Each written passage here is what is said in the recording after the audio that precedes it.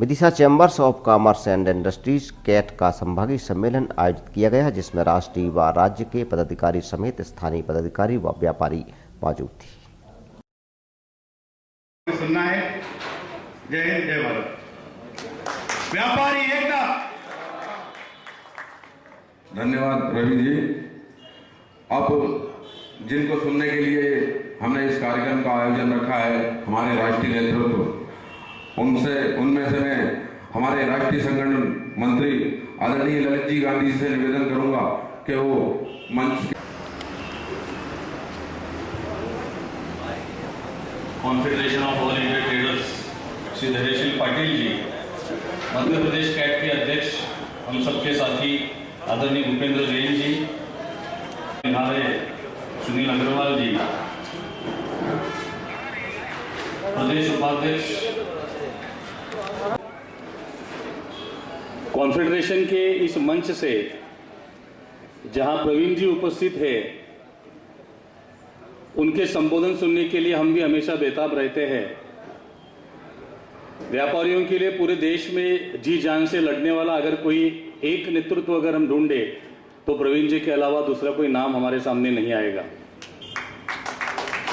सरकार से साथ मिलकर काम करना हो या सरकार से झगड़ के काम करना हो या सरकार को आंख दिखा के उन्हें अपनी बातें मनवानी हो, इस किसी भी भूमिका में प्रवीण जी कभी पीछे नहीं रहे।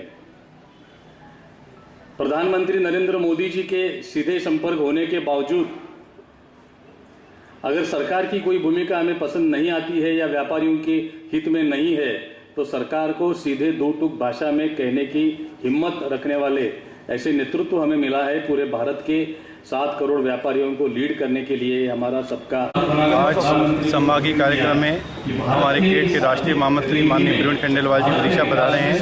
केट के राष्ट्रीय संगठन मंत्री ललित गांधी विदिशा आए हुए हैं और केट के राष्ट्रीय वरिष्ठ उपाध्यक्ष FMCG लाइन के राष्ट्रीय अध्यक्ष धैर्यशील पाटिल विदिशा बता रहे हैं और मध्य प्रदेश भूपेंद्र जैन जी और उनके साथ पूरे मध्य प्रदेश से कम 10 व्यापारिक नेता यहाँ पर आए हुए हैं और इसका एक ही मकसद है कि व्यापारी हित में चर्चा करना, व्यापारी मुद्दे उठाना, सरकार तक बात रखना। सबसे बड़ा मुद्दा हमारा ये है कि धारा 272 से लेकर 276 तक जो प्रदेश सरकार हमारे ऊपर लागू कर रही है वो न्यायिक नहीं है। आजीवन कारावास का प्रावधान जो है वो न्यायिक नहीं है। धारा 51 में सिर्फ जुर्माने का प्रावधान है। फूड सेफ्टी एक्ट 2006 में 2011 में लागू हुआ है, वही प्रावधान रहना चाहिए। इनमें कोई भी संशोधन नहीं करना चाहिए क्योंकि हम सामान बेचते, सम्मान नहीं बेचते। हम कोई मैन्युफैक्चर नहीं है, हम खरीदते हैं और माल खरीद कर बेचते हैं। भाई करना है कार्रवाई तो हम मैन्युफैक्चरिंग कंपनी के ऊपर करिए जो मिलावट कर रहे हैं। हम तो एक साधारण छोटे से व्यापारी और व्यापार करते हैं। दूसरा मुद्दा ऑनलाइन कंपनियां जो आज हम वर्षों से व्यापार करते आ रहे हैं और व्यापार कर रहे हैं, हमें कोई भी कंपनी से 10% से ऊपर कोई मार्जिन नहीं मिलता है। ये कंपनियां 50% डिस्काउंट दे रही हैं। ये कहाँ की न्यायिक नीति है? तो प्रदेश से लेकर देश तक पूरी आवाज़ बुलंद करके उसका विरोध चल रहा है और करते रहेंगे। नंबर तीसरा, GST कानून जो लागू हुआ है उसमें सरकार कम से कम 100 से ऊपर ज़्यादा अमिटमेंट कर चुकी है। क्या है इस पर? रस ही चलता रहेगा। व्यापारी कैसे रिटर्न जमा करेगा और रिटर्न खुद कैसे जमा करता है? सरकार ने क्या नीति बनाई है? इसके लिए पूरे शिथिलता से कार्य किए जाए। जय हिंद, जय भारत।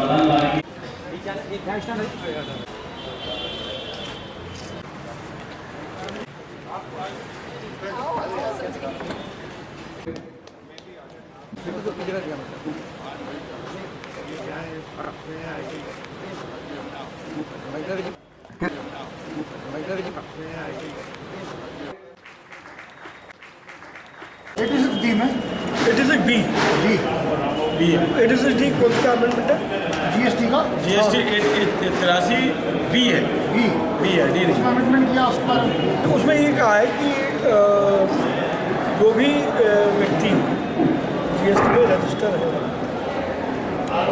उसको बेशक मान लीजिए मुझे अगर सरकार मेरे सरकार से 100 रुपये देने हैं तो भी मुझे मैंने जो टर्नओवर करी है उसका 1% तो मुझे कैश जमा कराना है।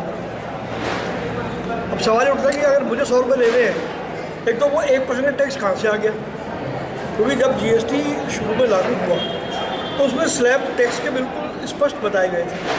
हालांकि उन स्लैब पर हमारा मतभेद था, किंतु इस उम्मीद में कि जो GST में बताया गया है वो सब ठीक होगा, हमने कहा चलिए टैक्स की लड़ाई तो बाद में लड़ लेंगे। फिलहाल तो हमने पूरे देश में 400 से ज़्यादा कॉन्फ्रेंस करके, और आपने देखा होगा कि इतना बड़ा परिवर्तन हुआ, कहीं पर भी व्यापारी का कोई आंदोलन नहीं है। तो हमने सरकार की मदद करी जिससे GST लगा। लेकिन आज जो GST का स्वरूप है वो सारी बातें हो रही है जो उस वक्त GST में बताई नहीं गई, कहीं नहीं गई, जॉब कर रहे हैं। हमारा कहना है कि अगर ये करना है तो आप इसको रूल के माध्यम से क्यों करते हो? आप कानून में अमेंडमेंट करो ना, उसके लिए आपको पार्लियामेंट जाना पड़ेगा। तो पार्लियामेंट में कम से कम जब आप कोई भी कानून लाएंगे तो आपको उसका जस्टिफिकेशन देना पड़ेगा ना जी। ऑफिस ऑर्डर में तो कोई जस्टिफिकेशन देने की जरूरत ही नहीं है, आपने उठाया और 1 मिनट में कर दिया। लेकिन अब आप समझ लीजिए कि मुझे आपसे शिकायत है और मैं बिना शिकायत के आइए आपको मुझसे शिकायत है, हम मुझसे पूछो कुछ नहीं, आके मेरे तमाचा मार दो और बाद में मुझसे कहो कि अब बता दूँ। मैं क्या बताऊँगा? आप तो मुझे सजा दे ही चुके ना जी। ऐसा कहीं भारतीय संविधान में नहीं लिखा। हमारा संविधान स्पष्ट कहता है कि हर व्यक्ति को अपने बचाव का पूरा मौका मिलना चाहिए। अगर बचाव भी जब अगर उसने वाकई क्राइम भी किया है तो भी उसको अपने बचाव का पूरा मौका मिलना चाहिए। क्या पता क्राइम किसी कारण से हो, क्योंकि लॉ के अंदर बेनिफिट ऑफ डाउट हमेशा एक्यूज को मिलता है। ये लॉ की सिल्वर लाइन। यहाँ आपने 22 दिसंबर को सरकार ले आई एक नोटिफिकेशन और उसमें कह दिया कि सरकारी अधिकारी को अधिकार लगा, वो जब भी आए वो मेरा नंबर कैंसिल कर दे और मुझे मेरी सुनवाई भी नहीं होगी, मुझे कोई नोटिस भी नहीं दिया जाएगा। सवाल ये है कि हम व्यापार को बंद करना चाहते हैं या व्यापार को जारी रखना चाहते हैं। इसका होगा क्या कि आज जो व्यापारी आज मान लीजिए कानून के अंतर्गत व्यापार कर रहा है, इसका मतलब आप उसको हतोत्साहित कर रहे हैं। आप अगर उसका नंबर कैंसिल कर देंगे, अगले दिन वो व्यापार नहीं कर पाएगा, उसकी पूंजी स्टक हो जाएगी। और लिमिट हम जो व्यापारी हैं, हमें किसी ना तो हमें कोई विदेश से पूंजी मिलती है, ना हमको कोई बैंक पैसे देता है, हम लोग अपने जुगाड़ से पैसा इकट्ठा करते हैं। तो हर एक के पास में छोटी पूंजी है, अगर उसकी पूंजी का एक हिस्सा अगर मान लीजिए स्टक हो गया तो फिर वो व्यापार का चक्कर कैसे घुमाएगा? अच्छा, एक व्यापारी का चक्कर यदि खराब होता है तो उसके साथ एक श्रृंखला लगी हुई है, तो सबका चक्कर खराब होता है। तो ये कहीं ना कहीं सरकार को बात समझनी चाहिए। और जो पैमाने तय हुए थे 1 अप्रैल 2017 से पहले और जिसकी घोषणा बाकायदा केंद्र सरकार ने की थी, उस पैमाने के ऊपर ही GST आए तो हमें कोई तकलीफ नहीं है। हमने सरकार को ये भी कहा कि आपका जो राजस्व है उसको दुगना करने की हमारी गारंटी है। आज मान लीजिए 125 करोड़ लोग हैं, उनको 2 करोड़ करना हमारी गारंटी, बशर्ते कि आप GST को बहुत सरल कर प्रणाली बना दें जिससे एक आम आदमी बिना किसी चार्टर्ड अकाउंटेंट की मदद दे उसकी पालना कर। सब पालना करने को सब तैयार है, लेकिन बिना चार्टर्ड अकाउंटेंट के पढ़ा लिखा, मेरे ऐसा पढ़ा लिखा व्यक्ति जो दिल्ली में रहता है वो भी GST की रिटर्न नहीं भर सकता। जबकि देश जो कहते हैं देश का व्यापार जो है वो गाँवों और कस्बों में बसता है। मध्य प्रदेश सरकार के बारे में क्या कहना है, कैसा काम हो रहा है? देखिए, मध्य प्रदेश सरकार का जो भी व्यापारियों से संबंधित निर्णय लिए हैं, मुझे इस बात का खेद है कि व्यापारियों से बातचीत किए बिना सरकार निर्णय लेती है। अब सरकार को व्यापार की वास्तविकता के विषय में ज्ञान नहीं है, व्यापार किन परिस्थितियों में हो रहा है।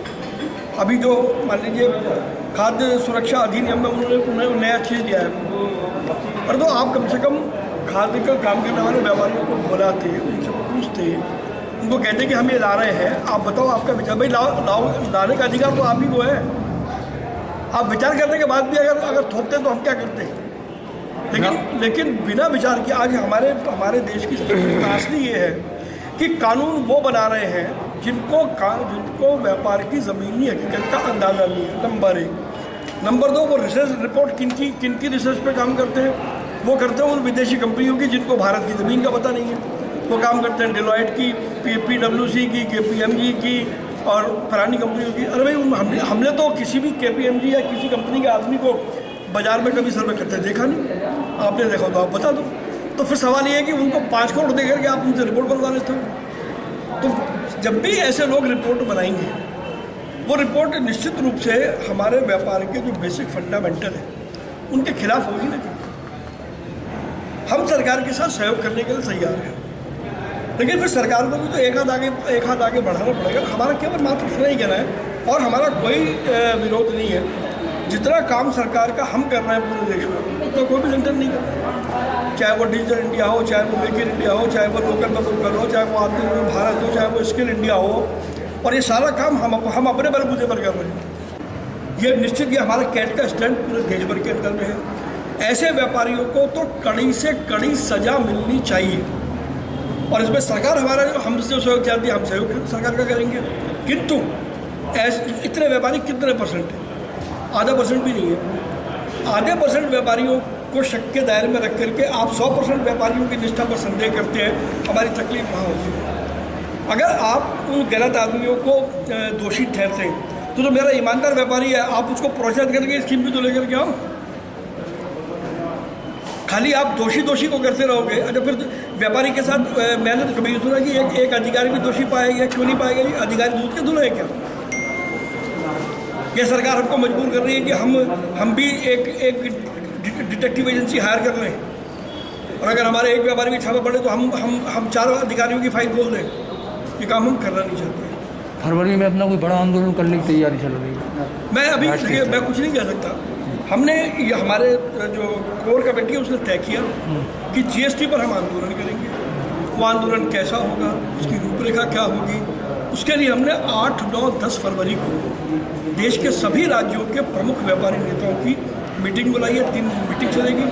उसमें लगभग 17 विषय हैं, जिसमें ई कॉमर्स भी है और बहुत सारे विषय हैं।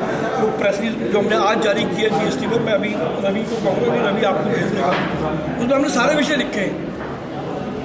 हमने उसमें लोकल वोकल भी लिखा है, हमने उसमें डिजिटल इंडिया भी लिखा है। अब देखिए, सरकार कहती है कि सारे डिपार्टमेंट को हमने ई सिस्टम में कर दिया। जीएसटी भी, अब जीएसटी, इनकम टैक्स, फलाना, कस्टम ड्यूटी सब एक हो गए। जब आपने ये एक कर दिए तो इनके नीचे जो 28 लाइसेंस है उनको भी तो घटा करके एक कर दो ना।